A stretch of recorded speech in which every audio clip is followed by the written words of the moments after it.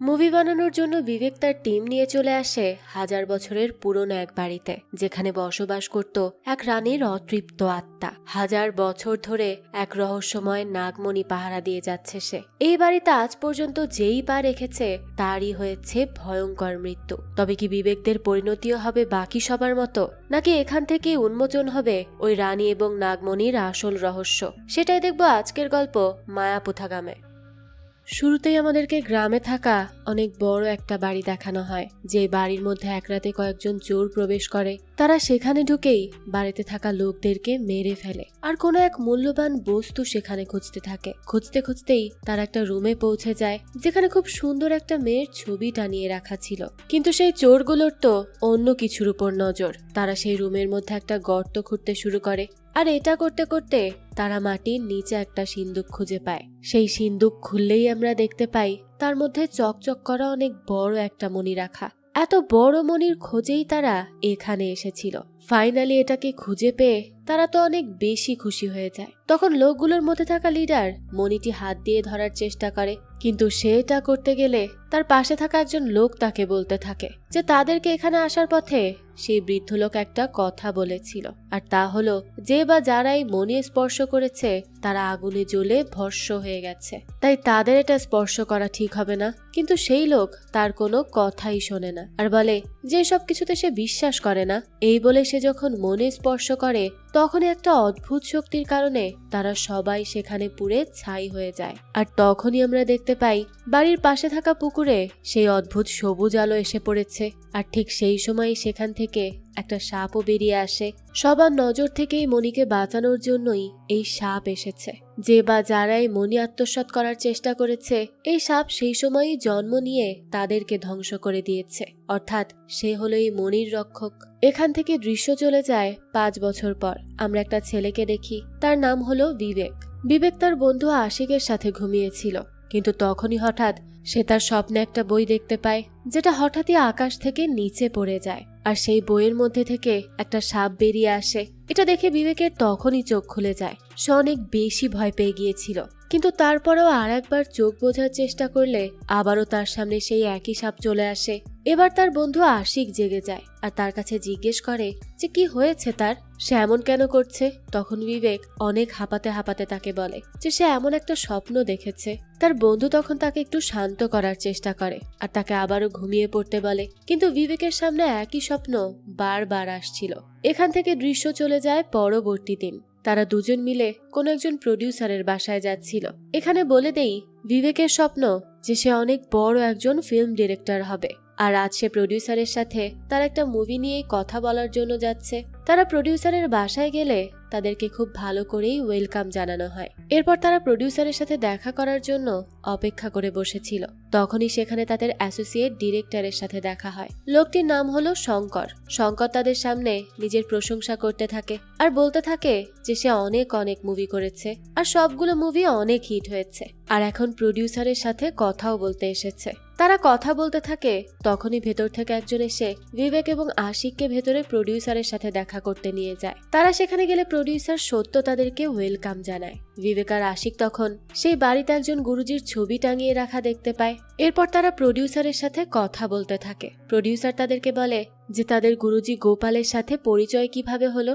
আমরা তখন জানতে পারি যে বিবেক এতদিন ধরে এক ধরনের স্বপ্ন দেখার জন্য অনেক বেশি ঘাবড়ে গিয়েছিল, তাই সে আশিকের সাথে এক গুরুজির সাথে দেখা করতে যায়। তার নামই হলো গোপাল। তো তার সাথে দেখা করতে গেলে গোপাল তাদেরকে দেখেই বলতে থাকে যে সে তাদের সমস্যার ব্যাপারে আগে থেকেই জানে। এখানে তার কাছে সেই তাদেরকে ডেকে এনেছে। তাছাড়া সে বিবেককে এটাও বলতে থাকে যে সে অনেক বড় ডিরেক্টর হতে চায়, তাই না?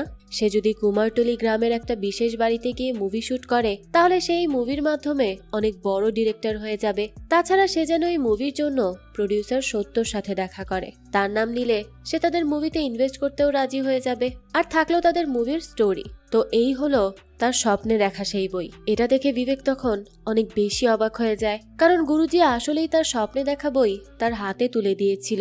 গুরুজি তাকে বলে যে সে যদি এই বইয়ের অনুসারে মুভি বানায় এবং এই বই ভালো করে পড়ে তাহলে সে তার এই স্বপ্নের মানে বুঝতে পেরে যাবে। বর্তমানে এসব শুনে প্রডিউসার তাদেরকে বলতে থাকে যে গুরুজি গোপালের সে অনেক বড় ভক্ত ভক্ত, তার কোনো কথা সে কখনো অমান্য করেনি। তাই সে তাদের মুভিতে ইনভেস্ট করবে। তারা যেন তাদের সাথে এই অ্যাসোসিয়েট ডিরেক্টর এবং টিম মেম্বারদেরকে নিয়ে গুরুজির বলা গ্রামে চলে যায় আর সেখানে গিয়ে লোকেশনগুলো ঘুরে দেখে, কোথায় কি শুট হবে সেগুলো সব যেন ঠিক করে নেয়। বিবেক আর আশিক তো তখন অনেক বেশি খুশি হয়ে যায়। এই প্রথমবার বিবেক নিজে একটা মুভি করবে, তাই সে অনেক বেশি এক্সাইটেড ছিল। কিন্তু তখনই দেখানো হয় সেখানে প্রডিউসারের ছেলে বিক্রম চলে আসে। তার সাথে প্রডিউসার আশিক এবং বিবেকের পরিচয় করিয়ে দেয়।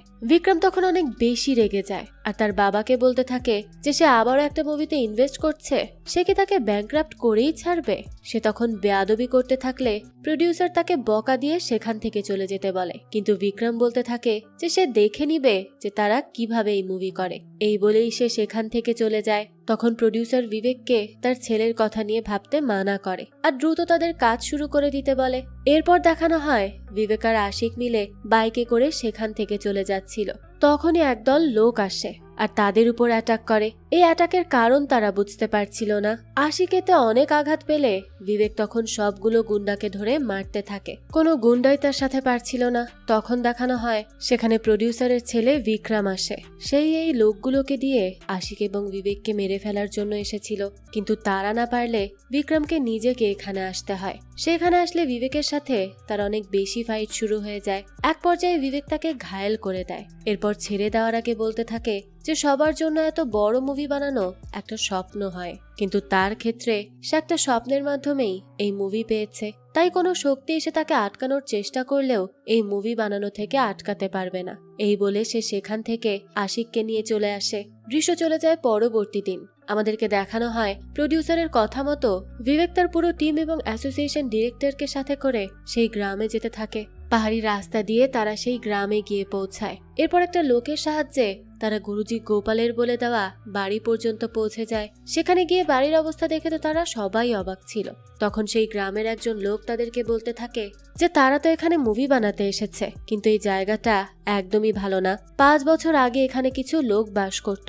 তখন একদিন কিছু চোর এখানে এসে তাদের সবাইকে মেরে ফেলে। কিন্তু অবাক করা বিষয় হলো সকালে যখন তারা গ্রামের সবাই এই বাড়িতে আসে তখন দেখে যে চোরগুলো এখানে এসেছিল তারা সবাই কোনো কারণে পুড়ে মারা গেছে। এরপর থেকে এই বাড়ি একদম বন্ধ করে রাখা হয়। মানে 5 বছরে কেউ এই বাড়ির ভেতর প্রবেশ করেনি, বাইরে আশেপাশেও আসেনি। তাই তারা যখন এখানে মুভি বানাতে এসেছে তাহলে তারা যেন একটু সতর্ক থাকে।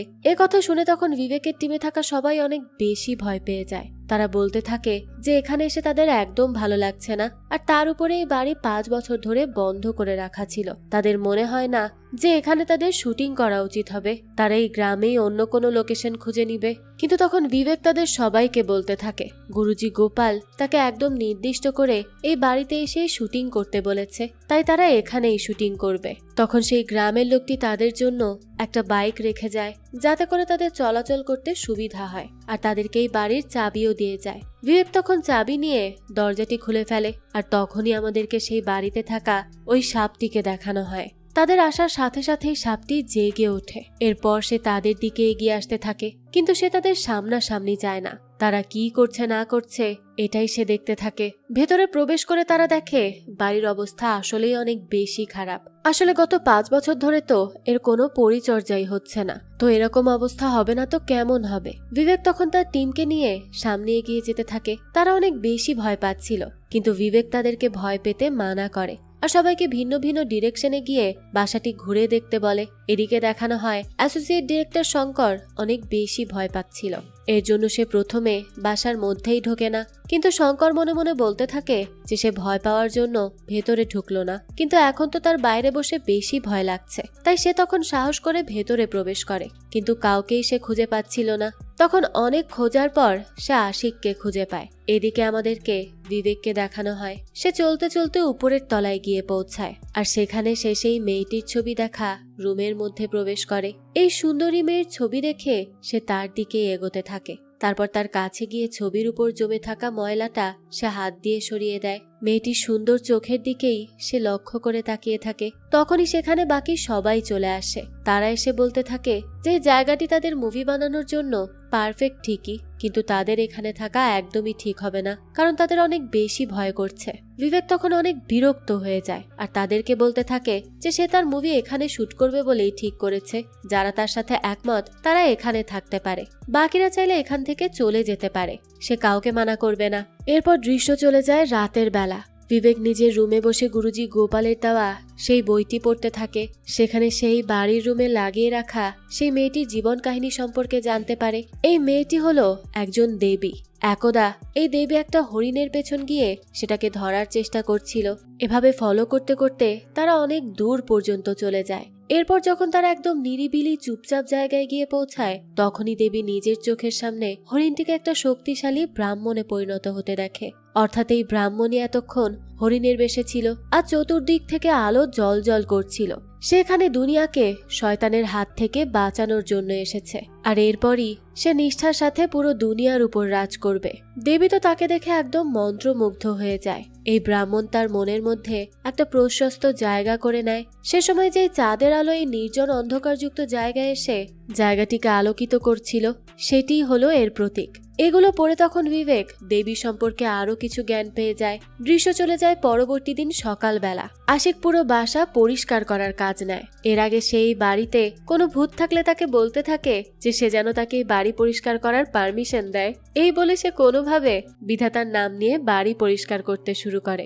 এরপর আমাদেরকে দেখানো হয় পণ্ডিতের মতো দেখতে একটা লোক বাইকে করে সেই বাড়িতে আসে। তখনই শঙ্কর তার সাথে আশিক এবং তাদের টিমের একটা মেয়েকে নিয়ে সেই লোকের সাথে দেখা করে। তার সামনে আশিক এবং মেয়েটিকে হাঁটু গেড়ে দাঁড়িয়ে পড়তে বলে, কারণ সে মনে করে যে এই লোক হয়তো গুরুজি। কিন্তু তখন লোকটি তাদেরকে একটা প্যাকেট দেয় আর বলতে থাকে যে তারা যেই গুরুজির কাছে তাদের জন্য তাবিজ অর্ডার করেছিল, সে সেই তাবিজ ডেলিভারি দেওয়ার জন্য এসেছে। অর্থাৎ সে হলো একজন ডেলিভারি ম্যান। এই বলে সে চলে গেলে আশিক শঙ্করের উপর অনেক রাগ করতে থাকে আর তাকে বলতে থাকে যে এরপর থেকে সে যেন শিওর না হয়ে তাকে এভাবে হাঁটু গেড়ে বসতে বাধ্য না করে। এমনিতেই সে একটু মোটা, তার জন্য এভাবে উঠতে বসতে খুব কষ্ট হয়। যাক, এরপর দেখানো হয় তারা প্যাকেজ খুলে 3টা তাবিজ বের করে। তারা তো ধরেই নিয়েছিল যে এই বাড়িতে কোনো ভূত রয়েছে, তাই নিজেদেরকে প্রোটেক্ট করার জন্য তারা অনলাইনে গুরুজির কাছেই তাবিজ অর্ডার করেছিল। তারা তখন তাড়াতাড়ি করে তাবিজ পরে নেয় আর বেশ খুশি হতে থাকে যে এইবার আর কোনো ভূত তাদেরকে কিচ্ছু করতে পারবে না। সেদিন রাতে দেখানো হয় তারা সবাই মিলে ডিনার করছিল। তখনই বিবেক তাদেরকে মুভি কিভাবে কি শুট করলে ভালো হয় সেটা নিয়ে বলতে থাকে। তাছাড়া সে বলতে থাকে যে সে ঠিক করেছে সে পুরো মুভি এই বাড়িতে থাকা সেই ছবির দেবীর উপর বানাবে আর মুভির কনসেপ্ট হাজারো বছর আগের মতো রাখবে। তখনকার সময়ে বাড়িঘর যেমন ছিল, জিনিসপত্র যেমন ছিল, সবকিছু তারা পোট্রে করার চেষ্টা করবে। তাছাড়া সবচেয়ে গুরুত্বপূর্ণ বিষয় হলো ছবিতে থাকা দেবীর মতো করে তাদেরকে কোনো একজন অ্যাক্ট্রেসকে খুঁজতে হবে। এ কথা শুনে শঙ্কর তাকে বলতে থাকে যে এরকম থিমে মুভি করতে হলে তাদেরকে ভালো মানের কোনো নায়িকাকে হায়ার করতে হবে, যেমন কঙ্গনা রানাওয়াত। এরকম নায়িকা ছাড়া কেউ এই বিষয়গুলো খুব ভালো করে পোট্রেই করতে পারবে না। তবে আবার এরকম কাউকে হায়ার করতে গেলে মুভির বাজেট অনেক বেশি হতে হবে। এই নিয়ে বিবেকও ভাবতে থাকে। তখনই তার কাছে তাদের প্রডিউসারের কল আসে। সে নিচে গিয়ে প্রডিউসারের কল রিসিভ করে। তখন প্রডিউসার তাকে বলতে থাকে যে তারা কি সেখানকার লোকেশন ঠিকমতো দেখে নিয়েছে। বিবেক জানায় হ্যাঁ নিয়েছে। প্রডিউসার তখন বলে যে তাহলে তারা যেন এখন ফিরে আসে, যাতে করে তারা কাস্ট ফিক্স করে তারপর স্ক্রিপ্ট লেখা শেষ করতে পারে। বিবেক তাকে বলতে থাকে যে সে ঠিক করেছে সে এখানে বসে স্ক্রিপ্ট লিখবে। প্রডিউসার বলে ঠিক আছে, সে যা ভালো বোঝে তাই যেন করে। এরপর দেখানো হয় তার সাথে কথা বলা শেষ করে বিবেক সেই দেবীর রুমে যায়। সেখানে তখন আমরা সেই সাপটিকে দেখতে পাই যে কিনা ওই বইটির পাশেই বসেছিল। বিবেক সেখানে আসলে সাপটি সেখান থেকে চলে যায়, কিন্তু তখনই আমরা একটা সবুজ আলো দেখতে পাই। বিবেক তখন চিৎকার করে উঠলে বাকি 3 জন সেই রুমের দিকে দৌড়ে আসে। তারা দেখে দরজা লক হয়ে গেছে। তারা বারবার নক করতে থাকে আর বিবেকের নাম ধরে ডাকতে থাকে, কিন্তু বিবেক কোনো সাড়া শব্দ করছিল না। তখন তারাও তাদের সামনে একটা সবুজ শক্তি দেখতে পায় আর ঠিক তখনই দরজা খুলে যায়। তারা ভেতরে ঢুকে দেখে বিবেক সেখানেই অচেতন অবস্থায় পড়ে আছে। এটা দেখে তারা তাকে উঠিয়ে তার রুমে নিয়ে আসে। পরবর্তী দিন সকালবেলা দেখানো হয় আগের দিন রাতের এই কাণ্ডের জন্য শঙ্কর তো আরো বেশি ভয় পেয়ে গিয়েছিল, তাই সে হঠাৎ করেই পাগলের মতো আচরণ করতে থাকে। সে আশিক এবং মেয়েটিকে বলতে থাকে যে এই বাড়িতে আসলেই ভূত রয়েছে আর এটা প্রমাণ করার জন্য সে তার হাতের তাবিজ খুলে ফেলবে। তখন তারা দেখবে যে দেবী তাদের সামনে ভূত হয়ে এসেছে। এই কথা শুনে আশিক তাকে এভাবে পাগলামি করতে বারণ করে। সে তার কোনো কথাই বিশ্বাস করে না, কিন্তু তখনই শঙ্কর তাবিজ খুলে ফেলে ঠিক সেই সময় সেখানে তারা বাড়ির নিচে থাকা দরজা খুলে যাওয়ার শব্দ পায়। এটা দেখে তারা দৌড়ে সেখানে চলে আসে। তখন তারা সেই দেবীকে তাদের দিকে এগিয়ে আসতে দেখে। তারা তিনজন তো অনেক বেশি ভয় পেয়ে গিয়েছিল। তারা ভয়ে কাঁপতে শুরু করে। ঠিক তখনই দেখানো হয় সেখানে বিবেক চলে আসে। আর আমরা জানতে পারি যে এখানে আসা এই মেয়েটিকে বিবেকই ডেকেছিল, কারণ সেই মেয়েটিকে দিয়েই দেবীর রোল প্লে করাতে চাচ্ছে। বিবেক সেখানে এসে মেয়েটির সাথে সবার পরিচয় করিয়ে দেয়। এই মেয়েটির নাম হলো রিয়া। রিয়া এখানে তার সাথে একজন মেকআপ আর্টিস্টকে নিয়ে এসেছিল, আর সেই তাকে দেবীর মতো সাজিয়ে দিয়েছিল, যার জন্য তারা তিনজন মনে করে যে এখানে হয়তো দেবীর ভূত এসেছে। যাক, বিবেক আর রিয়া তখন তাদেরকে এভাবে ভয় পেতে দেখে খুব হাসতে থাকে। রাতের বেলা দেখানো হয় বিবেক আবারও সেই বই পড়তে থাকে। তখন তার কাছে তার টিমের সবাই আসলে সে তাদেরকে বলতে থাকে যে একটা মানুষের 7টা ইমোশন থাকে, যার মধ্যে লাভ অন্যতম। তাদের এই দেবী সবগুলো ইমোশন ব্যবহার করলেও একটা ইমোশন কখনো ব্যবহার করতে পারেনি, আর তা হলো লাভ। সে যখনই তার ভালোবাসা পরিপূর্ণ করতে গেছে তখনই কোনো একটা দুর্ঘটনার কারণে সেটা অ্যাচিভ করার আগেই সে মারা গেছে। তাদেরকে এই থিমের উপরেই একটা গভীর ভালোবাসার গল্প বানাতে হবে। তার কথা শুনে তখন বাকি সবার এই থিম অনেক বেশি পছন্দ হয়। তারাও তখন এর উপরেই মুভি বানাবে বলে ঠিক করে। পরবর্তী দৃশ্যে দেখানো হয় নায়িকা রিয়া একটা রুমের মধ্যে প্রবেশ করে। তখন তার পেছনে আমরা একটা সাপ দেখতে পাই। রিয়া পেছন ফিরে সাপটিকে দেখে অনেক বেশি ভয় পেয়ে যায়। সে চিৎকার করতে থাকে, আর তখনই আমরা দেখতে পাই এটাই ছিল তাদের মুভিতে অ্যাক্টিং এর প্র্যাকটিস। রিয়া অনেক ভালো করে অ্যাক্টিং করলে বিবেকও তার প্রশংসা করতে থাকে। এরপর তারা আরো প্র্যাকটিস করতে শুরু করে দেয়। তারপর আমাদেরকে বিবেককে দেখানো হয় সে তার রুমে ঘুমিয়েছিল। তখন সেই সবুজ শক্তি আবারও তার দিকে এগিয়ে আসতে থাকে। এরপর দেখানো হয় বিবেক রিয়াকে দিয়ে একটা সিন করানোর চেষ্টা করছিল, কিন্তু রিয়া কোনোভাবেই সেটা করতে পারছিল না। বিবেক তখন অনেক বেশি বিরক্ত হয় আর তাকে বলতে থাকে যে সে যদি একটু চেষ্টা করে তাহলে অবশ্যই পারবে। এই দৃশ্য অনেক বেশি ইন্টেন্স। এই দৃশ্য করার জন্য তাকে নিজেকে দেবীর জায়গায় কল্পনা করতে হবে। তার চোখে যেন ভালোবাসার গভীর ছাপ দেখতে পাওয়া যায়। সে যেন এমন ভাবে হাঁটে যেন মনে হয় যে সে তার সামনে থাকা মানুষটির প্রতি ভালোবাসায় অন্ধ। তার চোখে যেন একটা মলিনতা থাকে। বডি ল্যাঙ্গুয়েজ যেন তার মনের কথা বলে দিতে পারে। রিয়া তখন এগুলো শুনে কাঁদতে শুরু করে দেয় আর বলতে থাকে যে তার মনে হয় না এটা তার পক্ষে সম্ভব। তখনই বিবেক তাকে টানতে টানতে দেবীর ছবির সামনে নিয়ে যায় আর তাকে বলতে থাকে যে সে যেন তার চোখের দিকে তাকায়। দেবীর চাহনি তার মনের কথা বলে দিচ্ছে। তার কথা রিয়া তারপরেও বুঝতে পারছিল না। তখন শঙ্কর খুবই বিরক্ত হয় আর বিবেককে বলতে থাকে যে রিয়া একজন নতুন নায়িকা, তাকে যদি বিবেক নিজে অভিনয় করে এই দৃশ্যের গভীরতা না বোঝায় তাহলে সে কখনোই বুঝতে পারবে না। এ কথা শুনে বিবেক দেবীর দিকে তাকিয়ে থাকে আর তখনই তার চোখ হঠাৎ করে সবুজ হয়ে যায়। সে নিজেকে দেবীর মহলে কল্পনা করতে থাকে। এরপর তাকে দেখে মনে হয় যে সে নিজের উপর কন্ট্রোল হারিয়ে ফেলেছে। সে সেখানে চোখের মধ্যে ভালোবাসার ছাপ নিয়ে নাচতে শুরু করে আর গানে গানে দেবীর ব্যাপারে তাদেরকে জানাতে থাকে। শঙ্কর এবং বাকি সবাই তখন তার চোখের দিকেই তাকিয়ে থাকে। তার মধ্যে তারা দেবীর অবতার দেখতে পায়। আমরা তখন স্বয়ং দেবীকে দেখি। সে 1000 বছর আগে এই গানেই নৃত্য করত। এরপর দেখানো হয় বিবেকের গান গাওয়া শেষ হলে সে হুট করে অজ্ঞান হয়ে মাটিতে পড়ে যায়। সবাই মিলে তাকে সামলানোর চেষ্টা করে।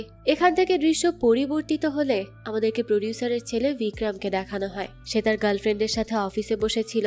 তখন তার কাছে আমরা বিবেকের কাছে যাওয়া সেই মেকআপ আর্টিস্টকে কল করতে দেখি। আসলে বিক্রম এখানে এই মেকআপ আর্টিস্টকে ইচ্ছে করেই পাঠিয়েছিল, যাতে করে সে সেখানে গিয়ে বিবেকের কাছে থাকা সেই বই নিয়ে আসতে পারে। মেকআপ আর্টিস্ট তখন তাকে কল করে জানিয়ে দেয় যে বইটি সে তার কাছে নিয়ে নিয়েছে, তাই সে যেন তাড়াতাড়ি করে এই বাড়িতে চলে আসে। সে উপরের তলায় তার জন্য অপেক্ষা করছে। বিক্রম যখন সেখানে যাবে তখন তার গার্লফ্রেন্ড তাকে বলতে থাকে যে সে কোথায় যাচ্ছে। বিক্রম তাকে জানায় যে সে তার বাবার ইনভেস্ট করা নতুন মুভি বন্ধ করতে যাচ্ছে। এই কথা শুনে তার গার্লফ্রেন্ড তাকে এটা করতে মানা করে, কিন্তু তখন বিক্রম তাকে বলে যে সেই গুরুজি গোপালের কথায় তার বাবাই বিজনেস শুরু করেছিল আর তারপরই সে মিলিনিয়ার হয়ে গিয়েছে। তারপর থেকেই সেই গুরুজি যা বলে সে তাই করে, কিন্তু এটা সে হতে দিতে পারবে না। তাকে এই গুরুজির কাণ্ড থামাতেই হবে। এই বলে সে সেখান থেকে চলে যায়। এদিকে আমাদেরকে সেই মেকআপ আর্টিস্টকে দেখানো হয়। সে বসে বসে ওই বই পড়ছিল।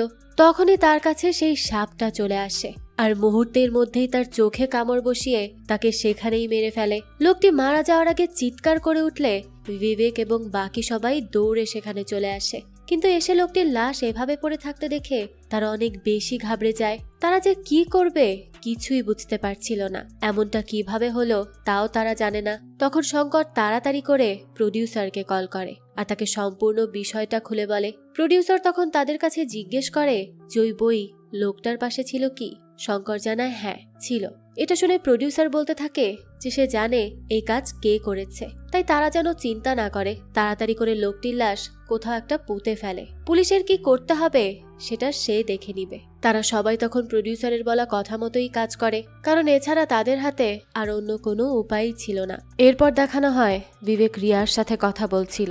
রিয়া তখন বলতে থাকে যে তার জন্য হয়তো তাদেরকে এত সমস্যা পোহাতে হচ্ছে, কিন্তু তখন বিবেক তাকে বলে যে এতে তার কোনো দোষ নেই, এখানে একটা শক্তি রয়েছে। রিয়া তখন তার কাছে জিজ্ঞেস করে যে এই সকল কিছুতে কি সে বিশ্বাস করে।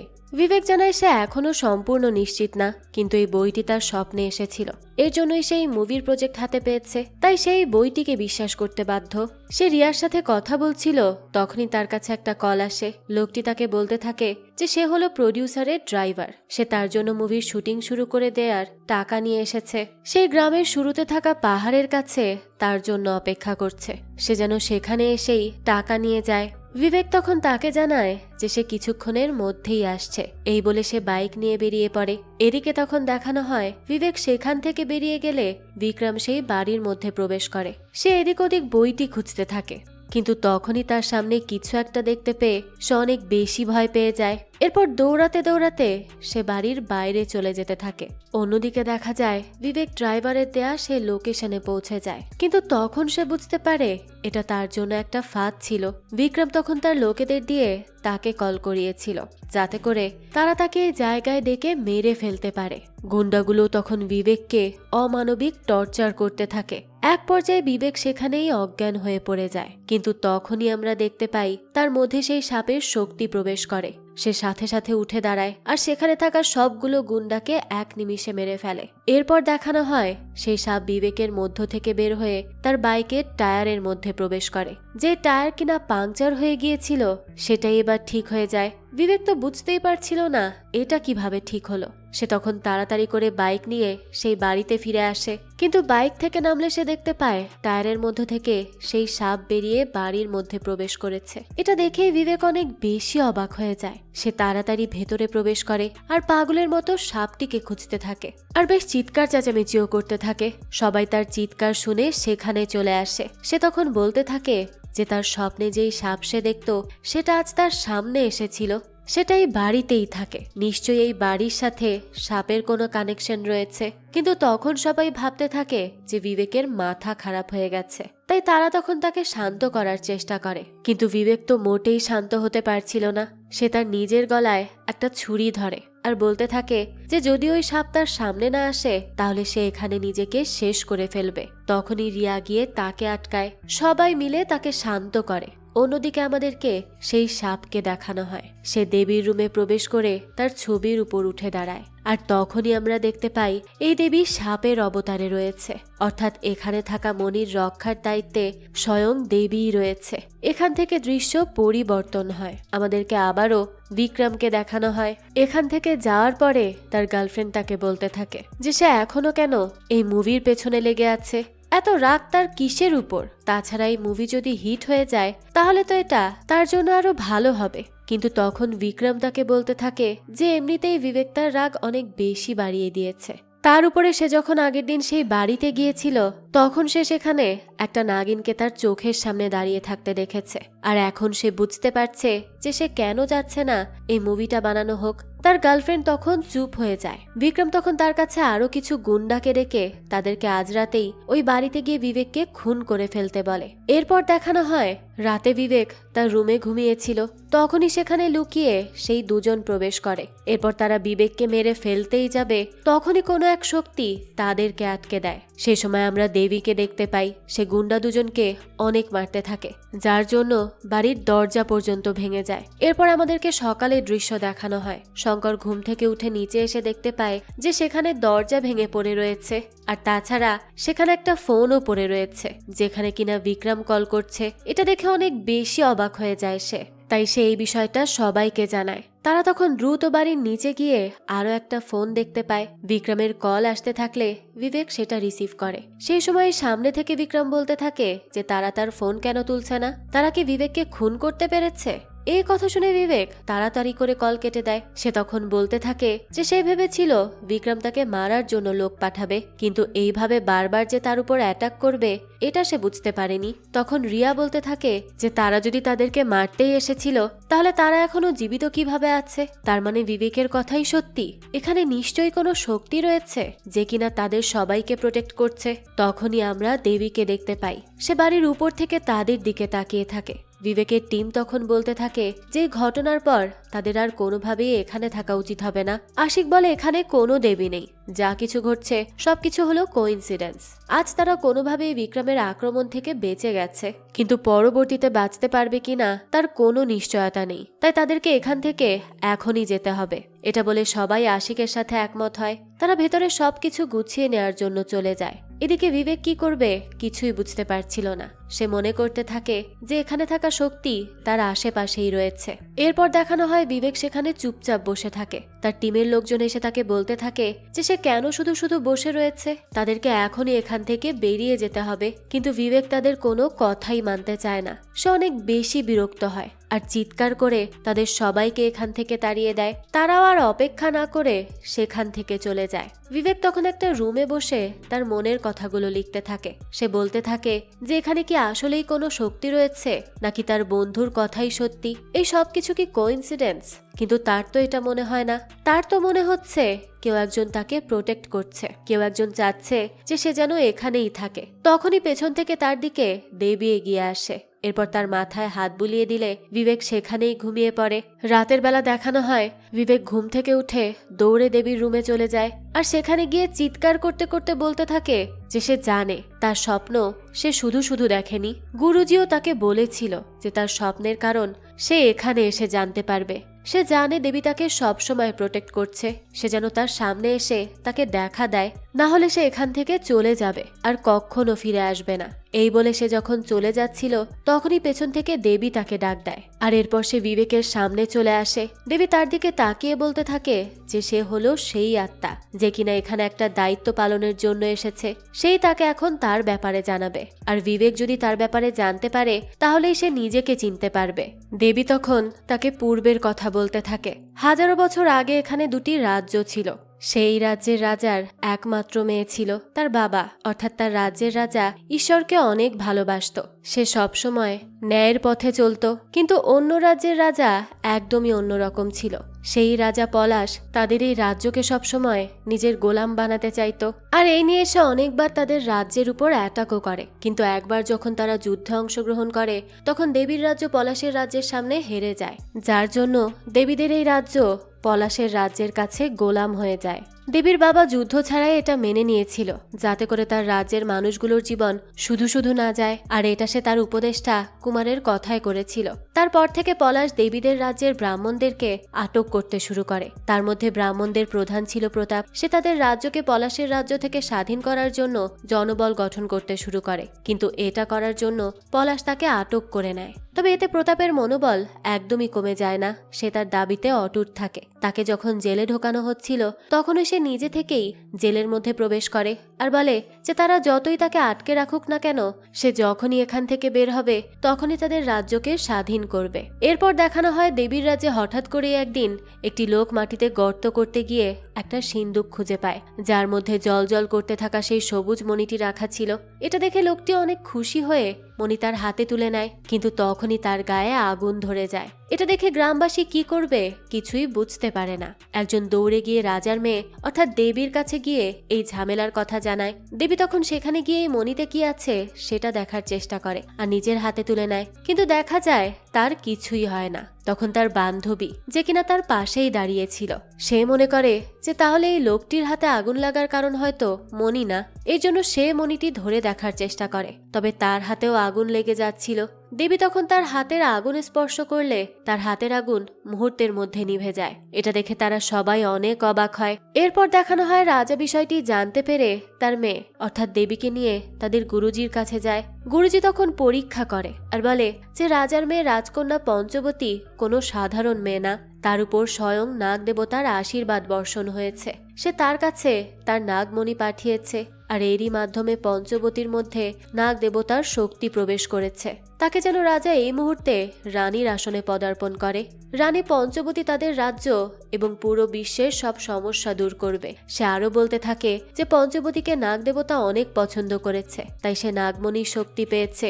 এরকম পঞ্চবতী যদি কাউকে মন থেকে ভালোবাসে তাহলে সেও এই নাগমণি স্পর্শ করতে পারবে। তারপরই দেখানো হয় পরবর্তী দিনেই রাজা তার মেয়ে পঞ্চবতীকে তাদের রাজ্যের রানী ঘোষণা করে। এই ব্যাপারে জানতে পেরে এবং তার পাওয়া শক্তির কথা যখন সব দিকে জানাজানি হয়ে যায়, তখন অন্য রাজ্যের রাজা পলাশ পঞ্চবতীর সাথে দেখা করতে আসে আর তাকে বলতে থাকে যে যেহেতু সে শক্তির মালিক হয়েছে তাই তার এত শক্তি নিয়ে এভাবে দাসী রাজ্যে থাকা মানায় না, তাই সে যেন তার রানী হয়ে যায়। সে তাকে সব ধরনের মর্যাদা দিয়ে রাখবে। পঞ্চবতী তার কথাগুলো চুপচাপ শুনতে থাকে, কিন্তু এরপর যখন পলাশ তাকে এসে স্পর্শ করে পঞ্চবতী তার শক্তি দিয়ে তাকে সাথে সাথে পরাস্ত করে ফেলে আর তাকে সেখানেই মেরে ফেলে।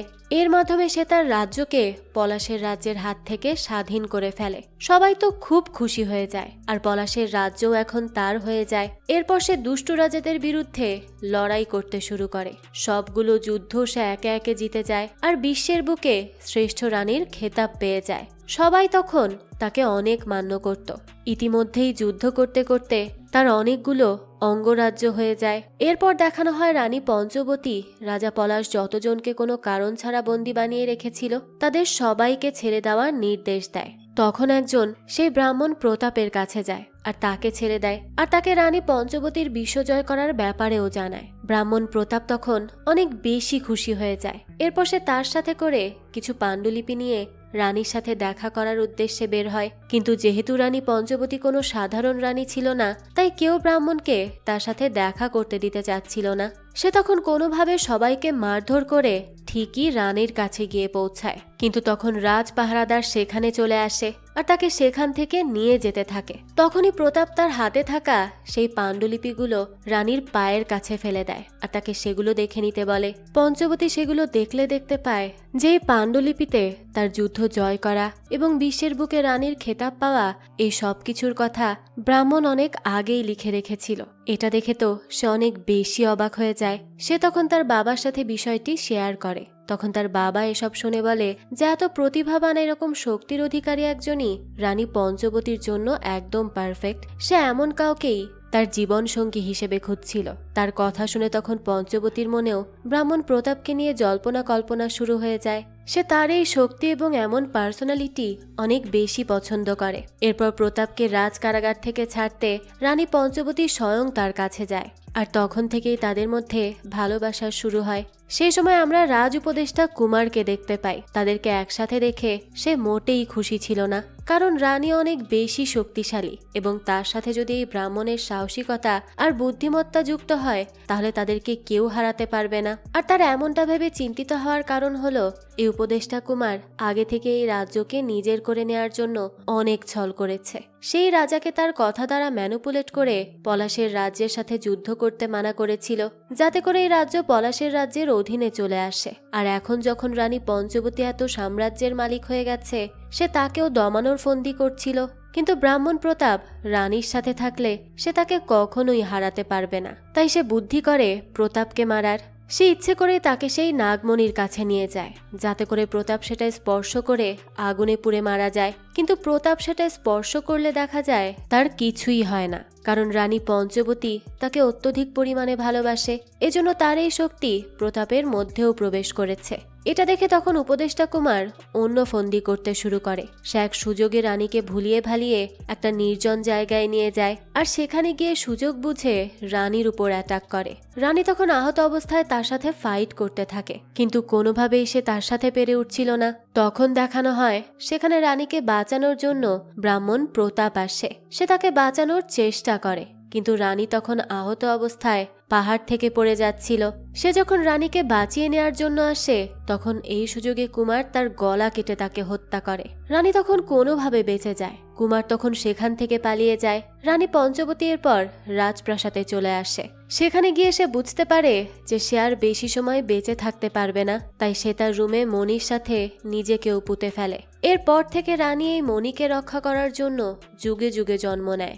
যখনই কোনো দুষ্ট শক্তি এটা নিয়ে যাওয়ার জন্য আসে তখনই সে তাদেরকে ধ্বংস করে দেয়। এখান থেকে গল্প ফিরে আসে বর্তমানে। রানী পঞ্চবতী বলতে থাকে যে তার ভালোবাসা ব্রাহ্মণ প্রতাপ চলে যাওয়ার পর থেকে সে আর কাউকেই কখনো ভালোবাসতে পারেনি। কিন্তু যখন বিবেক এখানে আসে তখন সে কিছু একটা অনুভব করতে শুরু করে। সে বুঝতে পারে যে এত বছর ধরে যেই ভালোবাসাকে সে খুঁজে যাচ্ছিল সেটা বিবেকের মধ্যেই রয়েছে, কিন্তু বিবেক তখনও পর্যন্ত তাকে দেখতে পারছিল না। সে তার ছবির সামনে দাঁড়িয়ে বলতে থাকে যে সে যেন তার সামনে আসে, সে তাকে দেখতে চায়। আর তার মানে সে হলো ব্রাহ্মণ প্রতাপ, যার আবারও পুনর্জন্ম হয়েছে। এর জন্যই সে এতদিন এই স্বপ্নগুলো দেখছিল। তখন রানী তাকে বলতে থাকে যে সে তখনই তার সামনে আসতে পারবে যখন সে তার মৃত্যুর প্রতিশোধ নিতে পারবে, অর্থাৎ তাকে উপদেষ্টা কুমারকে মেরে ফেলতে হবে। কিন্তু কুমার কোথায় আছে এ ব্যাপারে সে কিছুই জানে না। এই বলেই সে কাঁদতে থাকে। এরপর আমাদেরকে এখান থেকে দৃশ্য পরিবর্তিত হলে বিক্রমকে দেখানো হয়। সে জঙ্গলের মাঝে একটা পণ্ডিতের সাথে দেখা করতে গিয়েছিল। সে তাকে গিয়ে বলতে থাকে যে তাকে পণ্ডিত বলেছিল যে সে যদি সেই ডিরেক্টরকে মেরে ফেলে তাহলে তার সব সমস্যা দূর হয়ে যাবে। কিন্তু সে তো ডিরেক্টরের কাছাকাছি যেতেই পারছে না, আর সেই বাড়িতে যেই শক্তি রয়েছে তা দেখে তার ভয় করছে। তখন তার পণ্ডিত তাকে বলতে থাকে যে সেই বাড়িতে নাগের দেবী রয়েছে, সে যদি তার কথা মতো সেখানে যায় তাহলে সে দেবীকে পরাস্ত করতে পারবে। এই বলে সে কিছু মন্ত্র পড়ে এবং বিক্রমের হাতে একটা ছুরি তুলে দেয়। বিক্রমের মধ্যে তখন অন্য সত্তা প্রবেশ করে। সে সেই বাড়ির মধ্যে ঢুকে যায়। বিবেক তখন তাকে দেখে তার দিকে এগিয়ে আসে আর তাকে বলতে থাকে যে সে কেন তাদেরকে মারার চেষ্টা করছে, সে এত হিংস্র কেন হয়ে গেছে। কিন্তু বিক্রম তার কোনো কথাই শুনছিল না। সে তাকে মেরে ফেলতে যাবে তখনই রানী পঞ্চবতী এসে তাকে আটকে ফেলে। কিন্তু বিবেক তখনও তাকে দেখতে পারছিল না। কিন্তু সে খুব ভালো করেই বুঝতে পারে যে রানী তাকে প্রোটেক্ট করার জন্যই এখানে এসেছে। রানী এরপর বিক্রমকে সেখানেই তার মধ্যে থাকা নাগমণির শক্তি দিয়ে জ্বালিয়ে মেরে ফেলে। এটা করার সাথে সাথেই রানীকে বিবেক দেখতে পায়। তখন রানী বুঝতে পারে যে তার মানে বিক্রমই ছিল কুমার, যাকে সে শেষ করে ফেলেছে। এর জন্য তাকে বিবেক দেখতে পাচ্ছে।